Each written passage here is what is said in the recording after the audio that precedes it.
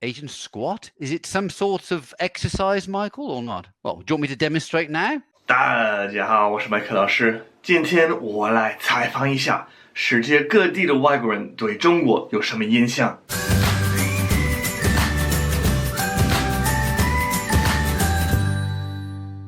Alright, so today I'm gonna do something a little different. I want to talk to people from all over the world and see what they think about China. What's their 真正的感觉? And I'm gonna do this all from the convenience of my warm, cozy home. 那我可以用什么方式来采访世界各地的外国朋友？可以使用这个 APP, Cambly. This is an app I talked about last year. It's really awesome. Just go to see the teachers, and I got teachers from all over the world. I'm just gonna call them and ask them what they think about China, and I think we can learn a lot just by chatting with them.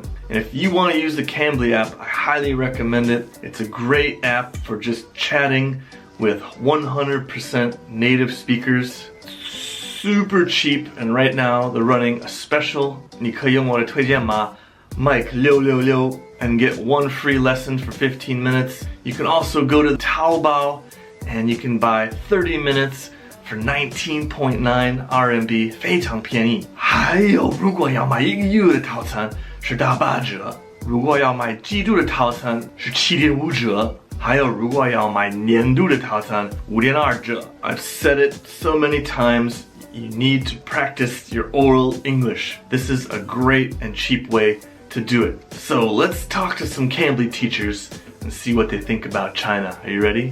Now we're gonna give Tony from London a call and see what he has to say. Hello? Hi, is that Tony? Yeah, hello there. Hello there. How are you? Have you ever been to China? No. No, I have not. Yes, I've lived in China for about 4 years. What is your impression of the Chinese people? Lovely. I've got to admit, every single Chinese person that I've spoken to have been extremely polite. And work ethic, definitely, I feel, is just a part of their culture and is a lot stronger than many Western countries. Their work ethic. They are notoriously hard workers from any age. Chinese people can be very welcoming, like much more than you're used to. So many people will want to be friends and take me out for dinner and show me places around, and they work very hard. Sometimes, well, definitely harder than I'm used to sometimes. What's the first thing that comes to mind when you think of China? The population. We're talking, a billion people, and also the different type of food that I enjoy. They're very polite. The people. They are so respectful towards teachers and just people in general. They are always so polite. Well, it's a country with a huge population, and they managed to make it work somehow. Favorite Chinese food? Well, I love spring rolls, just on a bed of plain special fried rice, and that's me. Dumplings. Anything chicken. So we have what flavors? General Tso's chicken, orange chicken. I have heard, was it hot pot from one of the shows? I would like to try that. They don't serve it in my city. Favorite Chinese food? I think hot pot. Your favorite Chinese celebrity? I'd have to say someone a little more globalized like Jackie Chan. I would say my favorite celebrity is a guy that isn't with us anymore. He's a guy called Bruce Lee, and he was one of my heroes when I was a child. I actually watch Chinese dramas. The last one I watched is called Meteor Garden.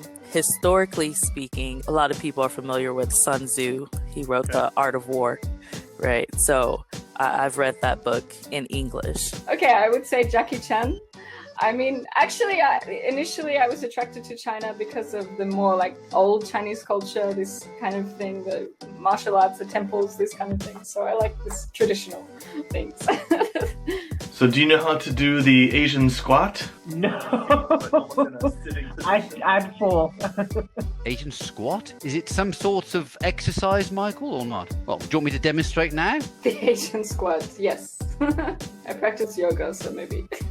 Even by American standards, I am very inflexible. I have been able to get into a deeper squat, but I can't make it all the way down. No. What are some stereotypes you've had about China? The stereotype here in the United States is that Chinese people are really smart, which I think statistically it is backed up because most of the people in my classroom who were Chinese, their parents were very strict and on top of their studying. So naturally they scored higher and got better grades than a lot of other students. Back in Australia, people think, oh, we're in the West country, we have a lot of things developed here, but then, you know, they heard about me living in China and you pay for everything on your phone and all these kind of things. So it's surprising for some people, I think. Everybody knows karate or kung fu, or everybody is totally clueless about Western culture. And when I started, it was totally different. They're quite clued up. I feel the younger generations now are seeing more and more of what is happening globally. So they want some of it. They want a piece of it. So I have changed my outlook on people as a whole. Can you speak any Chinese? Like 2 words. Ni hao and xie xie. Yes, I can speak some Chinese. 一点点。我会说中文。我是澳大利亚的，但是我住在中国。I used to. I studied Japanese in high school, so writing the characters is not difficult, but getting the pronunciation right is hard. 你好，谢谢，is it 再见? Ni hao? Yes. Ni hao? That's it. That's my... What do you admire about China? Having so many minds working on, you know, technology and advancements.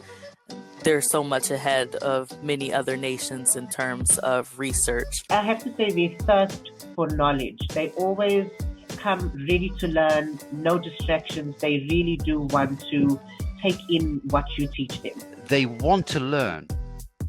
Western people, English people most definitely are lazy, very lazy, myself included. Asian people, on the whole, especially Chinese, they want to learn. I guess I admire the way that kind of if they have a decision to do something, they'll just do it straight away. It won't take a lot of time. Like even, for example, the bullet trains that they have going throughout the country.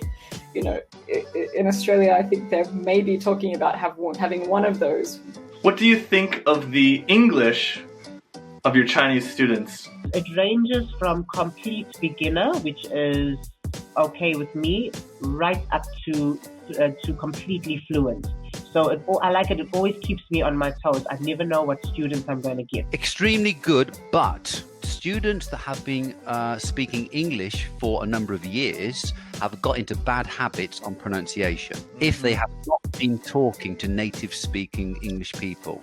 A lot of the time I feel like they just lack confidence, but they actually know more than they think they do. And so they need encouragement to take steps and push themselves a bit further. The first challenge they have is usually pronunciation, obviously because pronunciation in Chinese and English is going to be so much different. I feel like Chinese relies a lot more on intonation and how you say it, whereas English, it's a little bit more flexible.